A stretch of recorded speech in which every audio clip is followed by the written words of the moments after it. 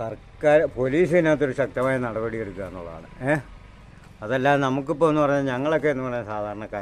ചേട്ടൻ എന്നാ ഈ സംഭവം അറിയുന്നത്? ഞാനിന്ന് രാവിലെ അറിഞ്ഞു. ഈ നാട്ടുകാരെല്ലാം ചേട്ടൻ തൊട്ടടുത്തല്ലേ താമസിക്കുന്നത്? അതെ അതെ അതെ. ഇപ്പം ഇത് സംഭവം മിനിഞ്ഞാന്നല്ലേ സംഭവം നടക്കുന്നേ? ആണല്ലേ? മിനിഞ്ഞാന്ന ഈ സംഭവം നടക്കുന്നത് അല്ലേടാ? മിനിഞ്ഞാന്നാണ് ഈ നാട്ടുകാരൊക്കെ പറയുന്നത്, മിനിഞ്ഞാന്നാണ് സംഭവം നടക്കുന്നതെന്നാണ്. ഞാനും ഇന്ന് രാവിലെയാണ് അറിയുന്നത്. ഈ ചുങ്ക ഇടവകയെന്ന് തന്നെയാണ് എന്നെ വിളിച്ച് പറഞ്ഞത്.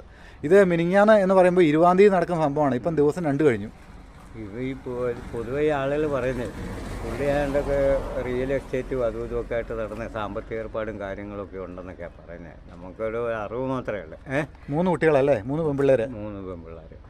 അപ്പം പൊതുവെ നമ്മുടെ ദൃഷ്ടിയിൽ ഇയാളൊരു നിശബ്ദനായിട്ടാണ് കണ്ടിട്ട്. പിന്നെ ഇവരുടെ ബിസിനസ്സും കാര്യങ്ങളൊക്കെ നമുക്ക് കൃത്യമായിട്ട് അറിയാനും പഠിക്കാനും ഒന്നുമില്ല. ഞങ്ങളൊക്കെ സാധാരണ കൂലിപ്പണിയൊക്കെ ആയിട്ട് ജീവിക്കുന്ന ആളുകളാണ്. പക്ഷേ ആൾ കാണുമ്പോൾ ഒന്ന് ചിരിക്കും പിടിക്കുകയൊക്കെ എന്നല്ലാതെ വേറെ കാര്യമൊന്നുമില്ല. ഈ അടുത്ത സമയത്ത് അവർ 40 ലക്ഷം രൂപയ്ക്ക് പുള്ളിയുടെ ഒരു സ്ഥലവും ഒരു വീടും കൂടെ കൊടുത്തത്. അത്രയും ഒരു നിലവാരമുള്ള ഒരാൾ ഇങ്ങനെ അപകടത്തിൽപ്പെടുക എന്ന് പറയുമ്പോൾ പുള്ളിയുടെ ഒരു ബാക്ക്ഗ്രൗണ്ട് എന്തെങ്കിലും കാണുമായിരിക്കും.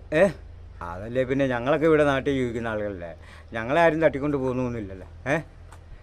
ഞങ്ങളുടെ ദൃഷ്ടി പൊതുവെ വലിയ കുഴപ്പമൊന്നുമില്ലേ?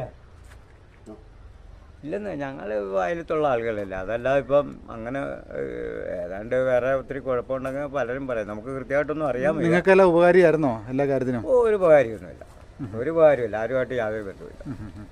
ആരുമായിട്ട് യാതൊരു ബന്ധവുമില്ല. ആർക്കും ഒരു ഉപദ്രവമില്ല.